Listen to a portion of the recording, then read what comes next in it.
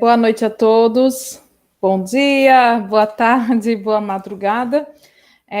Dando continuidade às nossas aulas assíncronas, aos nossos encontros assíncronos. Então, a partir de hoje, a gente vai tentar finalizar o conteúdo de competência no processo penal. Assunto esse que eu gosto de ministrar. Na aula passada, a gente viu a competência, começamos a ver, né, a competência com base em um critério, que é o critério material, que é a competência material, que é o critério que leva em consideração a natureza da infração. Para delimitar a competência por esse critério, primeiramente, a gente tem que observar se o crime praticado, ele é de competência das justiças especializadas ou não. Se o crime praticado não for da alçada das justiças especializadas, a exemplo da justiça eleitoral, da justiça militar, esse crime será de competência da justiça comum. Dentro da justiça comum, esse crime pode ser de competência da justiça estadual ou da justiça federal. Se a infração penal praticada estiver dentro lá das opções do artigo 109 do texto constitucional, estamos diante de um crime federal, cuja competência será da Justiça Comum Federal. Então, o primeiro critério que a gente vai analisar nas nossas aulas é o critério material, que leva em consideração a natureza da infração. Por esse critério, eu posso falar para os senhores, sem medo de errar, porque eu não estou errada, que o critério material é um critério de competência absoluta. Qualquer desrespeito às regras de competência material, o processo será nulo. E a nulidade desse processo será uma nulidade de ordem absoluta. E quando um processo criminal ele é considerado nulo, e esta nulidade ela é absoluta, eu vou anular os atos instrutórios, bem como os atos decisórios. Os atos instrutórios são aqueles atos da instrução criminal, por exemplo, uma colheita de uma prova, um recebimento de uma denúncia, então isso tudo vai ser anulado, bem como os atos decisórios, as decisões que foram proferidas pelo juiz considerado incompetente. A gente viu na aula passada a competência do tribunal do júri. A competência do tribunal do júri também é firmada pela natureza da infração. Segundo o artigo 38 da Constituição Federal, o tribunal do júri detém a competência para julgar os crimes dolosos contra a vida. E esses crimes dolosos contra a vida estão inseridos do artigo 121 ao artigo 127 do Código Penal. Então, os crimes dolosos contra a vida, tentados ou consumados, serão julgados e processados perante o tribunal do júri. Professor, o tribunal do júri só tem competência para julgar os crimes dolosos contra a vida? A priori, sim. Agora, se dentro do mesmo contexto fático, o sujeito, além do crime doloso contra a vida, praticou uma outra infração em conexão, aí os dois crimes serão julgados e processados perante o tribunal do júri. Por quê? O tribunal do júri exerce a vis atractiva, ou seja, o tribunal do júri atrai para si, além dos crimes dolosos contra a vida, aqueles crimes que foram praticados em conexão com os crimes dolosos contra a vida. Professora, me dê um exemplo. Vamos supor que Tício, nosso famoso meliante, vai até a Caixa Econômica Federal e comete um crime de furto. Furta lá um numerário. E o segurança da agência presencia o furto. Tício espera o segurança sair da agência e comete o crime de homicídio doloso. Ele cometeu o crime de homicídio doloso na tentativa de tentar garantir a impunidade dele em relação ao crime de furto.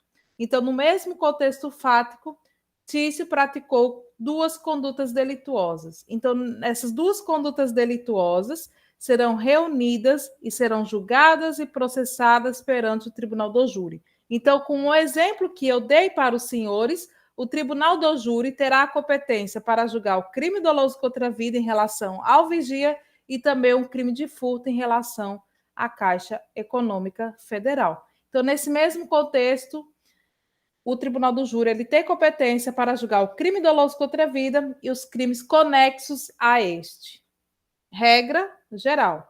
Professora, e se o juiz presidente do tribunal do júri ele desclassifica a conduta, ele entende que não foi cometido um homicídio doloso, mas sim uma lesão corporal seguida de morte. Então ele vai, ao desclassificar essa conduta, ele vai transferir, ele vai repassar o processo para o juiz singular. E isso se o juiz do tribunal do júri também não tem a competência para julgar lesão corporal seguida de morte. Por quê? Se ele também for juiz criminal, para além dos crimes dolosos contra a vida, processar e julgar o crime comum, ele continuará competente para julgar a lesão corporal seguida de morte. Se ele não tiver essa competência, no momento em que ele faz a desclassificação, ele deve remeter os autos ao juiz singular. Desde que ele vai remeter os autos ao juiz singular, desde que a desclassificação tenha ocorrido, na primeira fase do tribunal do júri. O tribunal do júri, o procedimento do tribunal do júri, ele é bifásico, ou seja, ele possui duas fases. A primeira fase inicia-se com o recebimento da peça acusatória e vai até a sentença, que pode ser a sentença de pronúncia, impronúncia, desclassificação e absolvição sumária. O juiz ele vai pronunciar se tiver devidamente demonstrado indícios de autoria e materialidade delitiva, então ele pronuncia. Se não tiver bem consubstanciado esses indícios, ele impronuncia.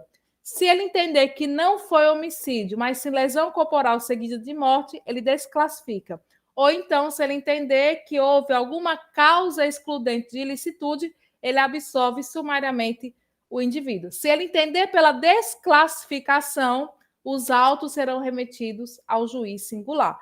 Agora, a segunda fase do tribunal do júri, ela inicia com a sentença de pronúncia, que é o juízo de admissibilidade para que o réu possa ser julgado pelo plenário do tribunal do júri. Se esta desclassificação ocorrer no plenário do júri, perante o conselho de sentença, quem vai ter competência para julgar essa lesão corporal seguida de morte não é mais o conselho de sentença, mas sim o juiz presidente. Professora, por que não vai remeter para o juiz singular? Porque, por questões de economia processual, de celeridade processual, entenda que, neste caso, na segunda fase, se a desclassificação do tribunal do júri ela ocorreu em plenário, o juiz presidente é que vai sentenciar e que vai decidir esse novo fato delituoso, por questões de economia processual, por questões de celeridade processual. Então, a gente terminou a aula passada nesse tópico aí. Então, eu fiz um breve levante, uma breve, como é que eu posso dizer? Uma breve recordação para os senhores. Agora, a gente passa a analisar a competência da Justiça Eleitoral e da Justiça Militar. Vamos lá, pessoal? Vamos embarcar nessa nova estrada, digamos assim. Então, aqui a gente vai ter a competência da Justiça Eleitoral.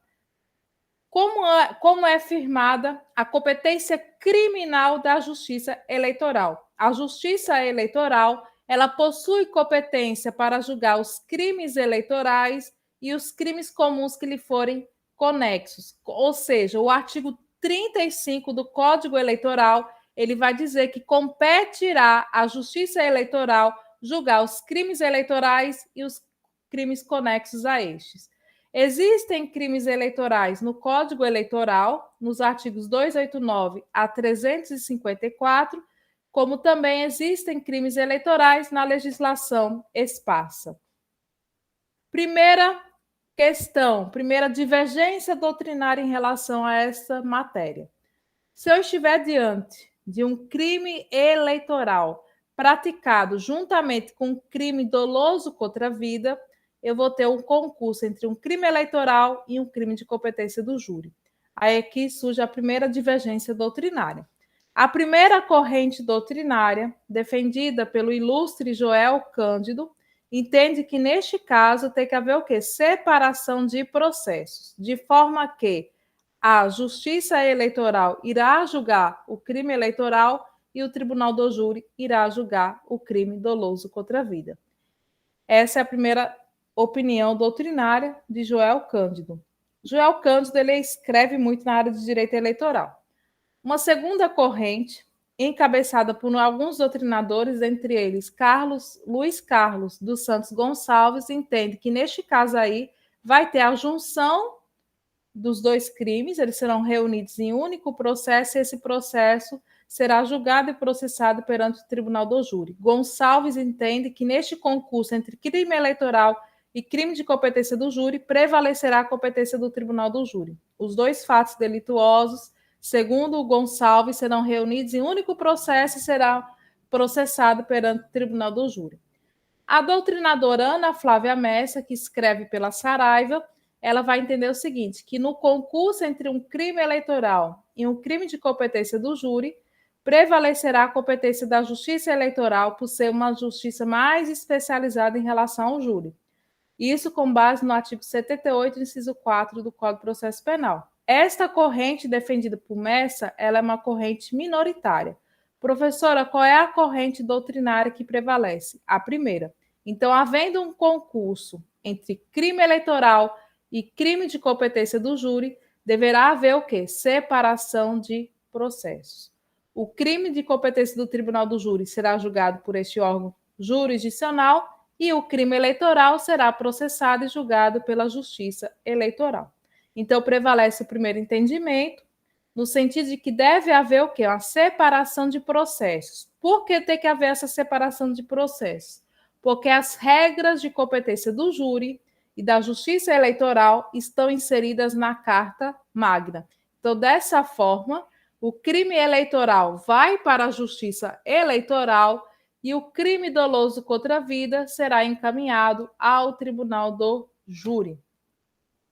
Se tiver a conexão e a continência entre um crime eleitoral e crime da competência da Justiça Federal, então, se tiver conexão e continência entre um crime eleitoral e crime de competência da Justiça Federal, não vai haver unidade de processo de julgamento. Aqui vai haver o quê? Separação de processo. Crime eleitoral, Justiça Eleitoral. Crime federal, Justiça Federal. Se o agente que comete o crime eleitoral possuir foro privilegiado, se o agente que praticou o crime eleitoral possuir foro privilegiado, prevalece a regra de competência por prerrogativa de função. Vamos supor que um deputado federal pratica um crime eleitoral. Quem é que tem a competência, constitucionalmente falando, para julgar um deputado federal? O Supremo Tribunal Federal. Então, nesse caso, se um deputado, no exercício do seu mandato, pratica, em relação ao seu mandato, pratica um crime eleitoral, ele será julgado e processado perante o Supremo Tribunal Federal. Então, aqui afastará a competência de quem? Da Justiça Eleitoral. Professora, eu tenho dois crimes que foram praticados pelo agente. Um crime eleitoral em concurso com um crime de infração, com um crime de menor potencial ofensivo. Infração de menor potencial ofensivo é aquela cuja pena máxima não excede o quê? 2 anos. Então, se eu estiver diante de um crime eleitoral praticado em conjunto com uma infração de menor potencial ofensivo, neste caso, vai prevalecer a competência de quem? Da Justiça Eleitoral. Mas, em relação à infração de menor potencial ofensivo, eu posso aplicar os institutos da Lei 9.099/95. Crime eleitoral impróprio. Crime eleitoral impróprio é aquele que não está previsto na lei eleitoral, mas que acaba por lesar ou expor a perigo um bem jurídico eleitoral. Neste caso, o bem jurídico eleitoral é interesse de quem? Da União. Então, se o bem jurídico eleitoral é de interesse da União, a competência para julgar esse crime eleitoral impróprio é da Justiça Federal. Eu tenho um processo eleitoral em trâmite na Justiça Eleitoral e dentro desse processo eu escuto uma testemunha.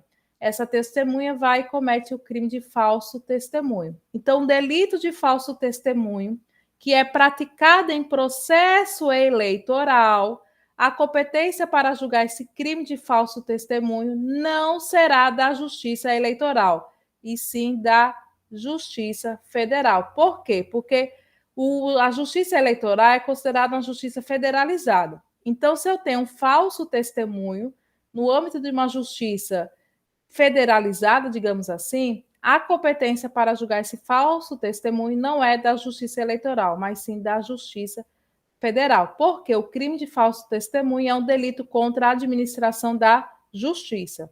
E, neste caso, o falso testemunho que é praticado em processo eleitoral, em processo trabalhista, a competência para julgar esse delito será sempre da Justiça Federal.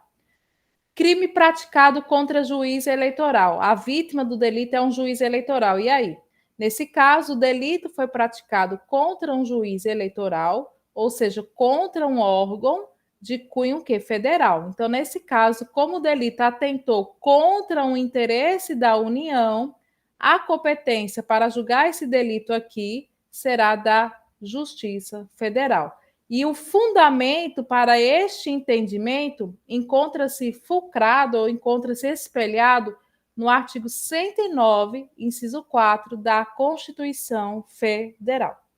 Questões finais. Destruição de título eleitoral de terceiro. Então, já chegou um caso bem inusitado, né, lá no Superior Tribunal de Justiça, questionando de quem seria a competência. Um terceiro teve um título de eleitor deteriorado por outra pessoa.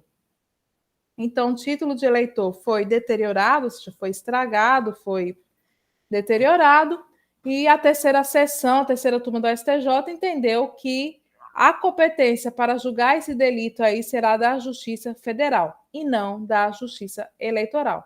Porque neste caso que chegou no STJ, a destruição do título eleitoral não teve nenhuma vinculação com pleitos eleitorais. E o intuito foi tão somente impedir o quê? A identificação pessoal. Então, como o intuito dessa destruição de título eleitoral não teve por finalidade pleito eleitoral, a competência é da Justiça Federal. Ou agora, com essa decisão do STJ, dá a entender o seguinte: que se eu destruo um título eleitoral e essa destruição, esse delito, tem vinculação com pleitos eleitorais, aí sim a competência não é da Justiça Federal, mas sim da, desculpem, da Justiça Eleitoral. Questões finais. Competência da Justiça Eleitoral para julgamento de crimes comuns. Olha o que aconteceu ainda no cenário da Operação Lava Jato. Então, esse artigo 78, inciso 4 do Código de Processo Penal, ele fala da seguinte situação. Sempre que a gente está diante de uma conexão, conexão é quando, em um mesmo contexto fático, o sujeito pratica mais de um delito. Então, esses delitos praticados pelos agentes serão reunidos em um único processo e será feito um único julgamento. Então, sempre que, de um contexto fático, o sujeito pratica mais de uma infração, essas infrações penais serão reunidas em um único processo. Então, o efeito prático da conexão e da continência é resultar na unidade de processo e unidade de julgamento. Então, o artigo 78 ele entende essa questão da unidade de processo e julgamento. Então, aplicando o teor, eu vou ler um pouquinho, porque isso aqui foi uma decisão do STF no inquérito 4435. Aplicando o teor do artigo 78, inciso 4 do Código de Processo Penal e do artigo 35, inciso 2 do Código Eleitoral, o plenário do Supremo Tribunal Federal, por 6 votos a 5, decidiu em 2019 que a Justiça Eleitoral é competente para o julgamento de crimes eleitorais e também dos crimes comuns que lhes forem conexos. É o exemplo frequente no âmbito da Operação Lava Jato, que há um crime de falsidade ideológica eleitoral, o vulgarmente conhecido como Caixa 2 eleitoral. Esse Caixa 2 eleitoral, essa falsidade ideológica eleitoral, encontra-se tipificada, essa conduta, né, encontra-se tipificada no artigo 350 do Código Eleitoral, que nesse caso foi praticado em conexão com algum outro crime de corrupção, ativa ou passiva, ou crime de lavagem de dinheiro, que é o que mais ocorre. Então, eles serão reunidos para julgamento simultâneo perante quem? A Justiça Eleitoral. Então, com este entendimento do Supremo Tribunal Federal, a Justiça Eleitoral tem competência para julgar o crime de Caixa 2 eleitoral, mas o crime de corrupção, que foi oriundo dessa conduta, ou o crime de lavagem de dinheiro, porque você comete um delito antecedente, faz a lavagem de dinheiro para fazer com que aquele dinheiro que você recebeu ilicitamente tenha uma aparência lícita. A lavagem de dinheiro quer dizer isso, você pegar um numerário que você auferiu de forma errônea, digamos assim, você aplica ele no mercado financeiro ou no imóvel para tentar dar uma robustez de ilicitude àquela conduta. Então, esses delitos serão reunidos e julgados perante quem? A Justiça Eleitoral. E o Supremo Tribunal Federal, ainda nesse inquérito 4435, ele decidiu que cabe ainda à Justiça Especializada, qual seja a Justiça Eleitoral, analisar caso a caso a existência de conexão de delitos comuns aos delitos eleitorais. E se não houver esta conexão, deverá a Justiça Eleitoral remeter esses casos à Justiça competente. Aí, a outra competência pela natureza da infração será a competência da Justiça Militar da União e da Justiça Militar dos Estados. Essa competência da Justiça Militar, ela tem que ser estudada, tem que ser analisada com uma cautela, principalmente porque desde 2017, com o advento da Lei 13.491, tiveram algumas alterações no Código Penal Militar e em algumas outras disposições que acabaram alterando alguns aspectos da competência da Justiça Militar. Vamos lá. A competência da Justiça Militar, ela encontra-se prevista também no texto constitucional, a partir do artigo 124. O artigo 124, ele diz o seguinte: a Justiça Militar compete processar e julgar os crimes militares definidos em lei. Parágrafo único.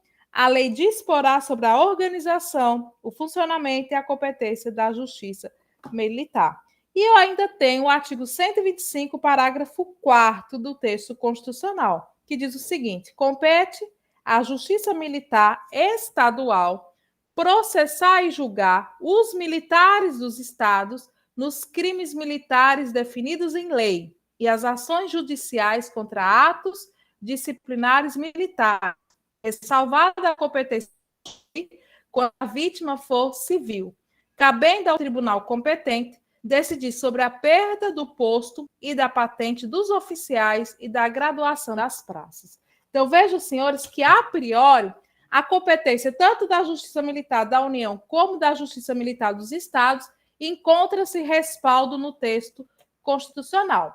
E o artigo 125, me desculpem, parágrafo 5º, vem dizer mais uma questão em relação à competência da Justiça Militar. Compete ao juiz de direito do juízo militar processar e julgar singularmente os crimes militares cometidos contra civis e as ações judiciais contra atos disciplinares militares, cabendo ao Conselho de Justiça, sob a presidência do juiz de direito, processar e julgar os demais crimes militares.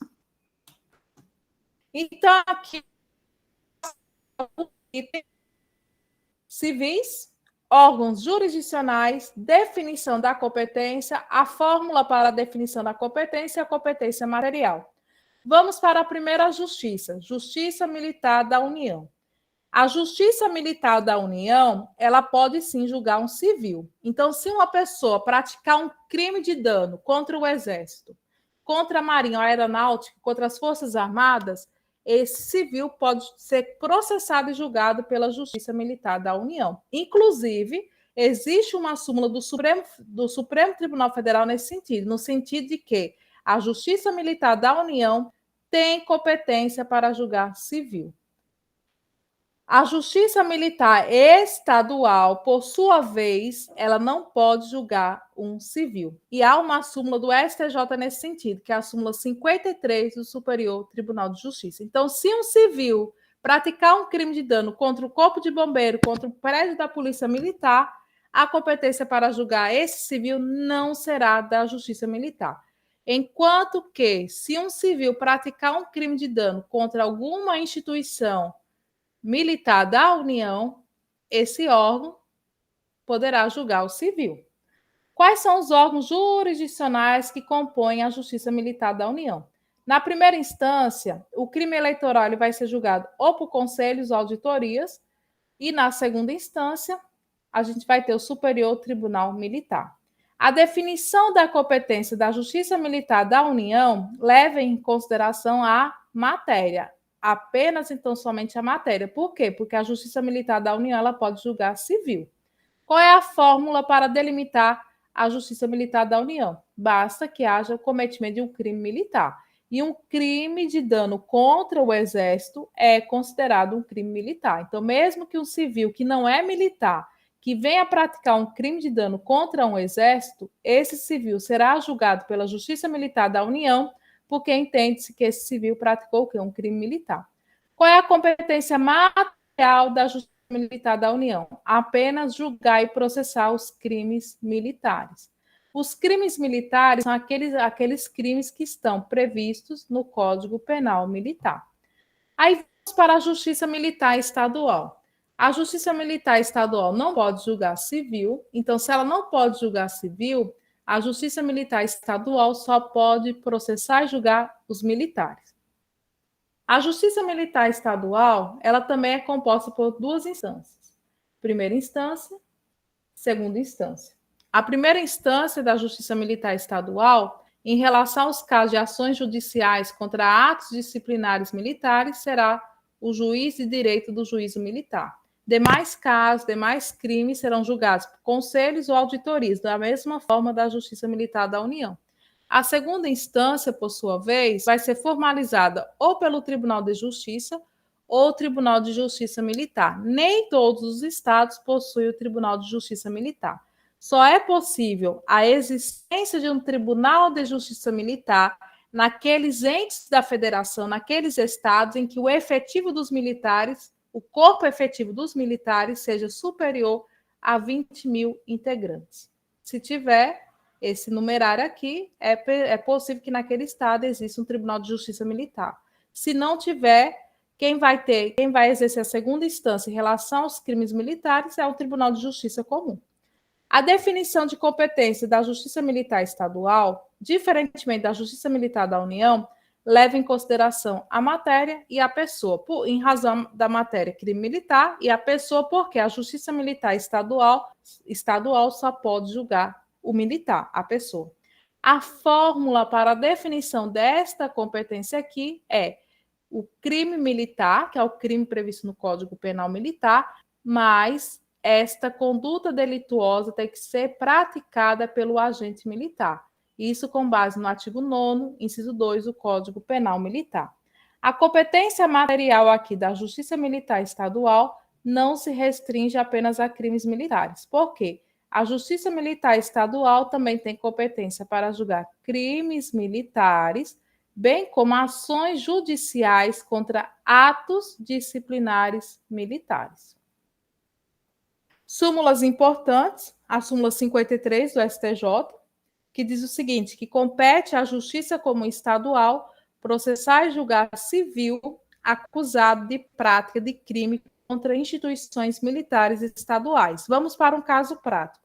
Se um civil, se você, estudante de direito, acaba ficando embriagado e acaba praticando um crime contra instituições militares estaduais, você vai ser julgado na Justiça Comum, porque civil não pode ser julgado pela Justiça Militar Estadual. Por quê? A Justiça Militar Estadual só poderá julgar apenas militares dos estados. Agora, se você tiver se praticado esse crime contra uma instituição federal, aí sim, a competência para julgar esse delito seria da Justiça Militar da União. Porque, com base na súmula 53 do STJ, a Justiça Militar Estadual não tem competência para julgar civil.